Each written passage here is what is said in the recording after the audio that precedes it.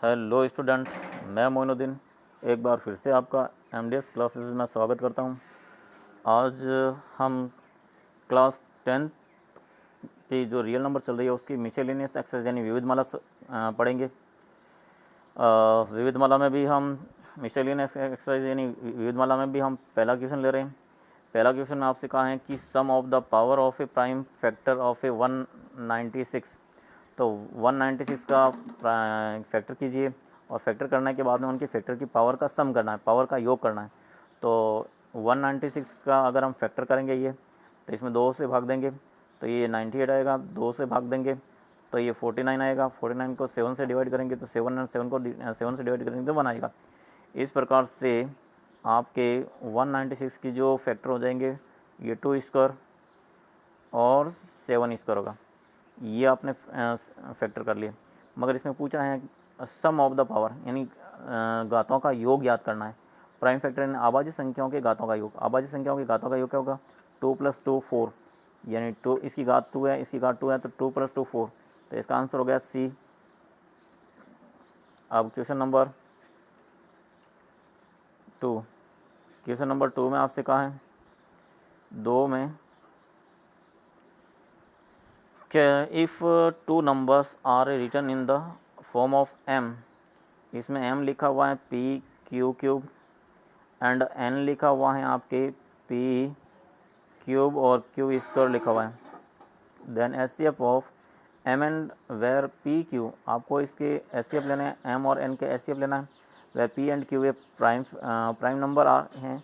ये जो अभाज्य संख्या है p और q अभाज्य संख्या है। तो जब भी हम HCF लेते हैं तो दोनों में से जो छोटी पावर होती है वो लेते हैं। तो इस p में और इस p में छोटी पावर है p, क्योंकि इसमें p की घात 1 है और इसमें p की घात 3 है तो छोटी घात p लेंगे। और इसमें q की घात 3 है और q यहाँ q स्क्वायर है तो q स्क्वायर लेंगे। तो ये आपका क्या हो जाएगा? HCF हो जाएगा। तो p क्यूब स्क्वायर b में है, ये b में है तो b इसका आंसर हो गया।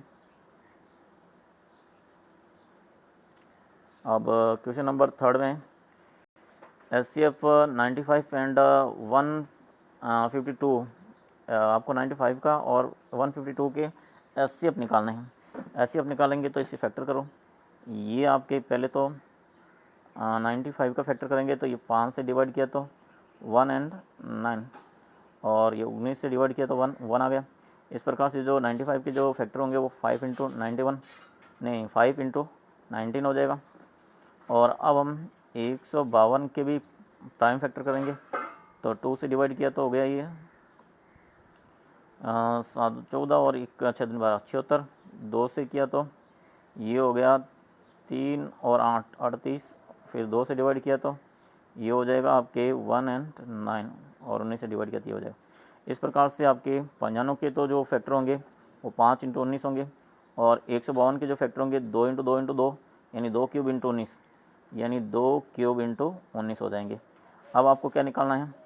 इसमें आपसे पूछा गया था HCF, तो इसके जो फैक्टर हैं और इसमें फैक्टर हैं तो फैक्टर देख रहे हो, इनमें ये 5 की घात 1 है और इसमें 5 की घात है ही नहीं, तो इसका मतलब 5 की घात 0। तो 5 की घात 0 लेंगे तो उसका मान 1 ही आएगा, और छोटी घात लेते हैं ना तो 5 की घात 0 लेंगे उसका मान 1 ही होता है। यहाँ 19 है और यहाँ 19 है तो 19 की घात 1 और 19 से आते तो 19 की घात 1 तो आएगा ही आएगा। यहाँ 2 की घात 3 है मगर इसमें 2 की घात 3 नहीं है तो 2 की घात 0 लेंगे तो उसका मान क्या होगा? 1 आएगा। तो इस प्रकार से इसकी गुणा करेंगे तो क्या आएगा? 19 ही आएगा। या आप ये समझ सकते हो कि दोनों में जो उभयनिष्ठ है उनकी छोटी पावर लेते हैं। तो इनमें तो 2 उभयनिष्ठ है तो ऐसे ही नहीं लेना, 5 उभयनिष्ठ नहीं है तो लेना नहीं है।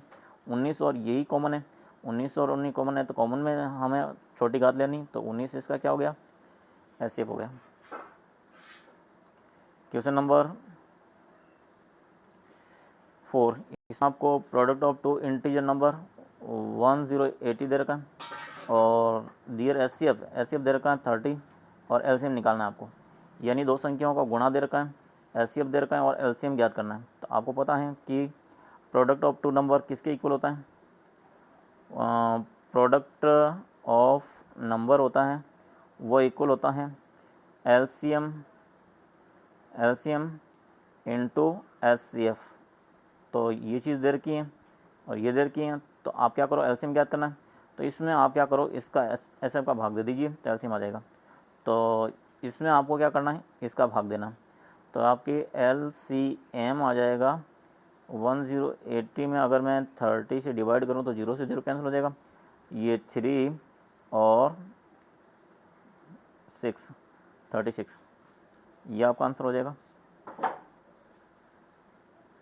ये आप देख सकते हो product of both number into HCF और एलसीएम। तो ये एलसीएम क्या करना, तो एचसीएफ से डिवाइड कर दीजिए, तो डिवाइड करेंगे तो ये आपका आंसर आ जाएगा।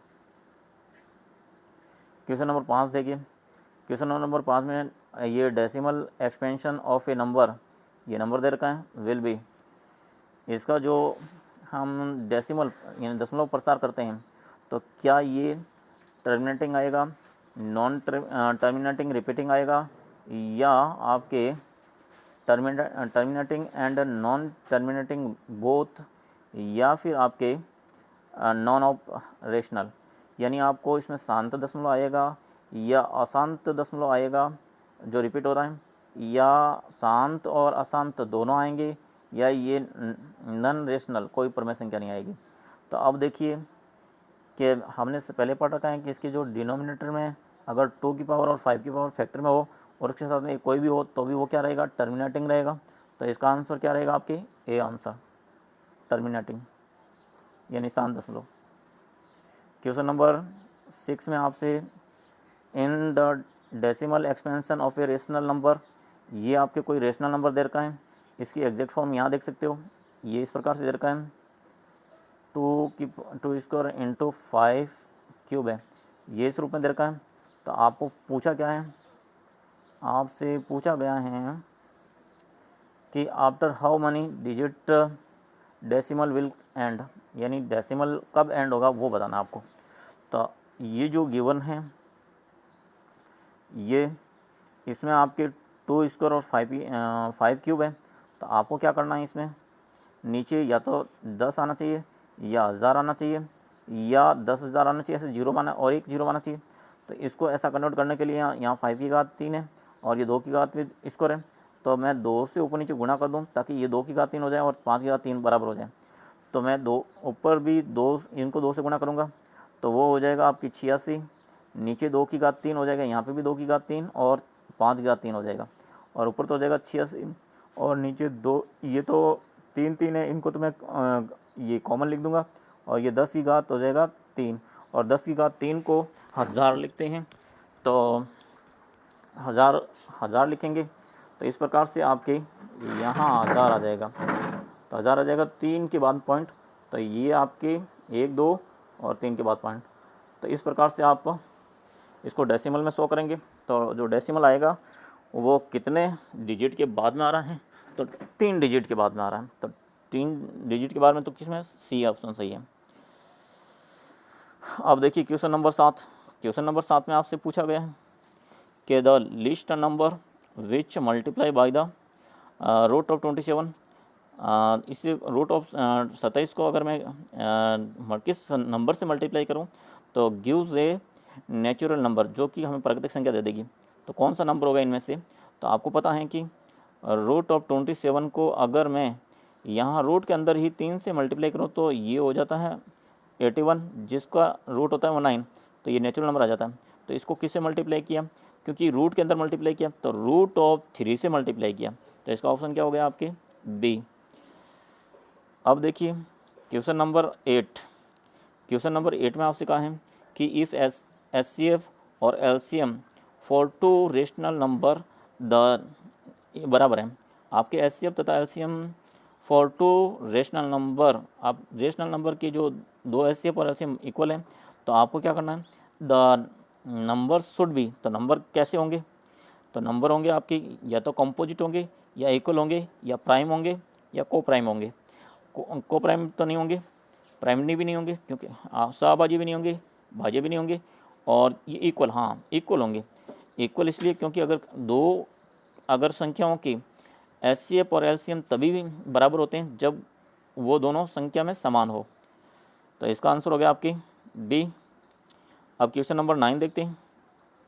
क्वेश्चन नंबर 9 में आपकी if LCM of A and 18 is 36 and HCF of A and 18 is 2, then value of A will be, तो आपको क्या बोला गया यहाँ से, आपको कहा गया कि ए का और एक संख्या 18 का और एक संख्या 36 का अगर मैं एचसीएफ निकालूं तो वो कितना आ रहा है।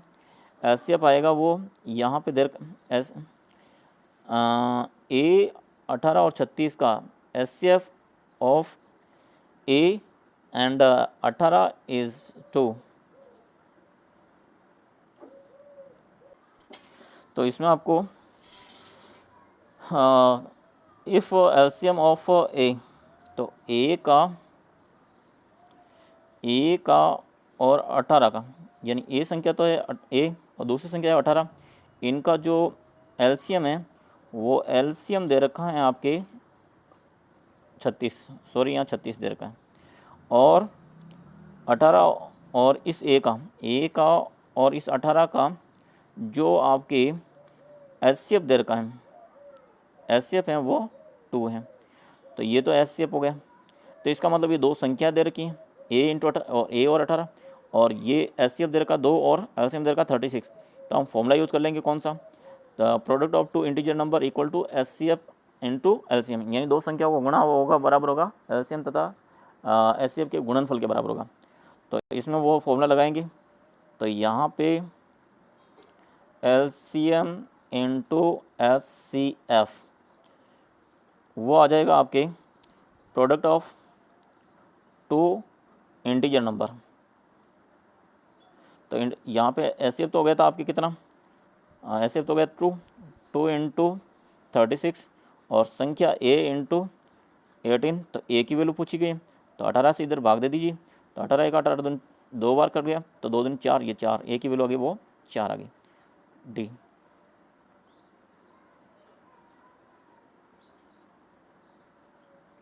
अब क्वेश्चन नंबर आपके 20 नहीं, क्वेश्चन नंबर 10।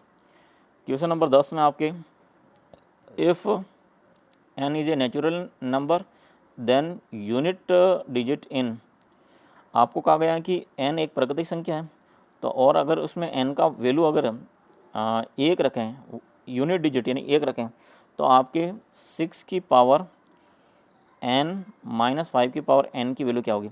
तो n की जगह 1 रखेंगे तो यहाँ 6 की घात 1 ही आएगा और 5 की घात 1 ही गए, 6 की घात 1 6 और 5 घटाएंगे तो आपके 1 आंसर आएगा। तो इसका पहला ही आंसर सही है 1। इस प्रकार से हमने आज 10 सवाल की, नेक्स्ट हम कल करेंगे। तब तक के लिए